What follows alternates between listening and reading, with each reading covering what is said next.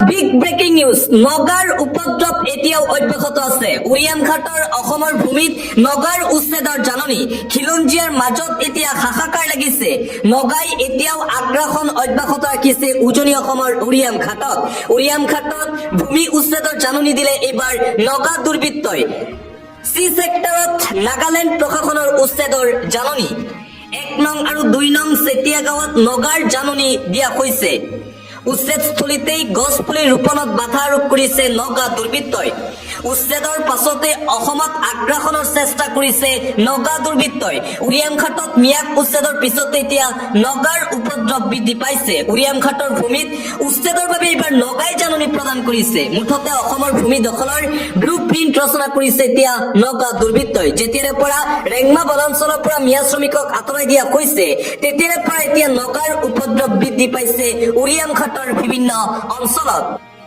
আৰু আজিৰ দিনটোত উৰিয়াম ঘাটৰ পৰা আন এক বিশেষ দৃশ্য ভাইৰেল হৈ পৰিছে নগাক হাতজোৰ কৰিবলৈ বাধ্য হ'ল অসম আৰক্ষী উৰিয়াম ঘাটত বন বিভাগে গছপুলি ৰোপণ কৰিবলৈ যাওঁতে আৰক্ষীক ধমক দিছিল নগাই অসম আৰক্ষীৰ সৈতে তীব্ৰ বাক বিতণ্ডা নগাৰ মুঠতে উত্তপ্ত পৰিস্থিতিৰ সৃষ্টি হয় আজিৰ দিনটোত উৰিয়াম ঘাটত নগা আৰু অসম আৰক্ষীৰ মাজত আৰু সেই দৃশ্য ইতিমধ্যে সামাজিক মাধ্যমত ভাইৰেল হৈ পৰিছে নগাক হাতজোৰ কৰিবলৈ বাধ্য হৈ পৰিল অসম আৰক্ষীয়ে হাতজোৰ কৰি নগাক সেই ঠাইৰ পৰা যাবলৈ অনুৰোধ জনালে অসম আৰক্ষীয়ে আন এটা গুৰুত্বপূৰ্ণ খবৰ এটা ব্ৰেকিং নিউজ অহা 23 আগষ্ট তাৰিখে মধ্য অসমত চলিব প্ৰশাসনৰ বৃহৎ উচ্ছেদ অভিযান উচ্ছেদৰ জাননী জাৰি কৰা হৈছে প্ৰশাসনৰ ফালৰ পৰা বেদখলকাৰীৰ হাতত মাত্ৰ এটা দিনহে আছে এটা দিনৰ পিছতেই হ'ব বৃহৎ উচ্ছেদ মধ্য অসমত চলিব সৰ্ববৃহৎ উচ্ছেদ অভিযান প্ৰশাসনৰ 23 আগষ্টৰ পুৱা 8 বজাৰ পৰাই চলিব এই উচ্ছেদ অভিযান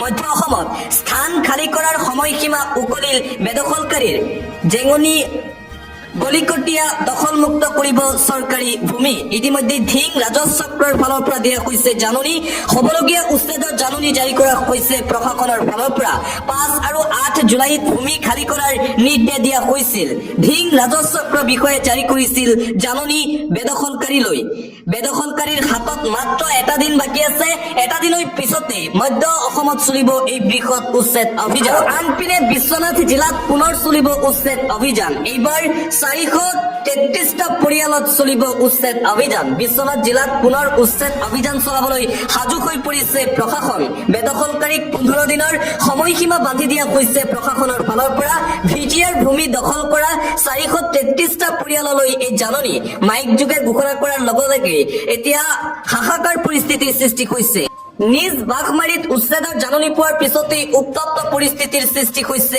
বিশ্বনাথ জিলাত চৰকাৰী ভূমি এৰি নিজৰ স্থানলৈ যাবলৈ নিৰ্দেশনা দিয়া হৈছে সেই লোকসকললৈ আৰ এটা অতিকৈ গুৰুত্বপূৰ্ণ খবৰ মিয়া বাংলাদেশী নহয় খিলঞ্জীয়া ভূমিপুত্ৰ মিয়া এইবাৰ মিয়াৰ দাবী মিয়া সাহিত্য পৰিষদ মিয়ালেণ্ডৰ দাবী উত্থাপন কৰাৰ পিছত সমগ্ৰ অসমতে হৈছিল বিতৰ্ক আৰু এইবাৰ আন এক দাবী উত্থাপন কৰা হৈছে মিয়াসকল বাংলাদেশী নহয় মিয়া মানেই বাংলাদেশী নহয় মিয়া মানেই অবৈধ নাগৰিক নহয় অসমৰ খিলঞ্জীয়া ভূমিপুত্ৰ হৈছে মিয়া লোকসকল প্ৰকৃত ভাৰতীয় নাগৰিক মিয়াক লাগে মিয়া সাহিত্য পৰিষদ এইবাৰ মিয়াৰ ফালৰ পৰা সাহিত্য পৰিষদৰ দাবী উত্থাপন কৰা হৈছে এই দাবী উত্থাপন কৰিছে অসম মিয়া মঞ্চৰ ফালৰ পৰা এই দাবী মিয়াসকলক স্বাধীন দেশৰ পৰাধীন সজাই ৰখা হৈছে মিয়াসকল স্বাধীন দেশৰ পৰাধীন নাগৰিক নহয় মিয়াসকল প্ৰকৃত অসমীয়া অসমৰ ভূমিপুত্ৰ মিয়া জনগোষ্ঠী গতিকে মিয়াই দাবী কৰিছে এইবাৰ মিয়া সাহিত্য পৰিষদ মিয়া অসমৰ বুকুত প্ৰাক স্বাধীনোত্তৰ কালৰে পৰা আছে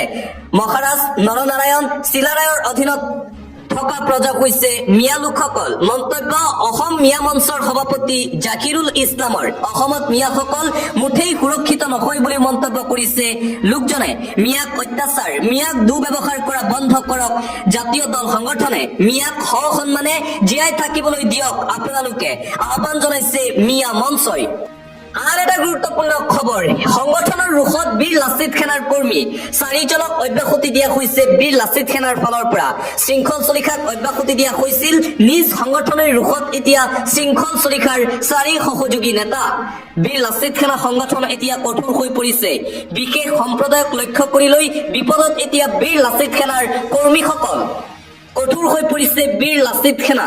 শিৱসাগৰ জিলাৰ 4 কৰ্মীক বীৰ লাচিত সেনাৰ ফালৰ পৰা অব্যাহতি দিয়া হৈছে বুলি জাননী জাৰি কৰা হৈছে। ভংগ কৰা হৈছে বীৰ লাচিত সেনাৰ গৌৰীসাগৰ আঞ্চলিক সমিতিও। খুদ নিজ সংগঠনৰ কৰ্মীসকলৰ বিৰুদ্ধে এতিয়া সৰব বীৰ লাচিত সেনা অসাংবিধানিক কাম কাজত লিপ্ত হোৱা বাবে কৰ্মীকেইজনক 3 মাহলৈ অব্যাহতি দিয়া হৈছে। ইয়াৰ পূৰ্বে শৃংখল চৈখাক এমাহৰ বাধ্যতামূলক বিশ্ৰাম প্ৰদান কৰিছিল সংগঠনটোৰ ফালৰ পৰা আৰু শৃংখল চৈখাৰ পিছত এইবাৰ 4জনকৈ সদস্যক অব্যাহতি। এইবাৰ পংকজ দাস, সাজাদ হুছেইন, ভাস্কৰ দাস আৰু দিব্যজ্যোতি দাসক অব্যাহতি দিয়া হৈছে সংগঠনৰ ফালৰ পৰা। এটা পলিটিকেল ব্ৰেকিং নিউজ। নিৰ্বাচনৰ পূৰ্বে বিটিআৰত শক্তি বৃদ্ধি পাইছে বিপিএফ দলৰ। বিপিএফ দলৰ ক্ৰমান্বয়ে শক্তি বৃদ্ধি পাই আছে। হাগ্ৰামা মহিলাৰীৰ নেতৃত্বাধীন বিপিএফ দলত বৃহৎ যোগদান কাৰ্যসূচী। বিটিআৰত পুনৰ শক্তি বৃদ্ধি হ'ল বিপিএফ দলৰ। বৃহৎ যোগদান কাৰ্যসূচী। বিটিচি নিৰ্বাচনৰ পূৰ্বে শক্তিশালী ৰূপত এইবাৰ দেখিবলৈ পোৱা গৈছে বিপিএফক। বিজেপি ইউপিপিএল এৰি শতাধিক লোকে একেলগে যোগদান কৰিছে হাগ্ৰামা মহিলাৰীৰ বিপিএফ দলত। শক্তি প্ৰদৰ্শন হাগ্ৰামা মহিলাৰীৰ নেতৃত্বাধীন বিপিএফৰ। বিজেপি ইউপিপিএল কংগ্ৰেছক প্ৰত্যাহ্বান জনাই শক্তি প্ৰদৰ্শন কৰিছে হাগ্ৰামা মহিলাৰীৰ বিপিএফে।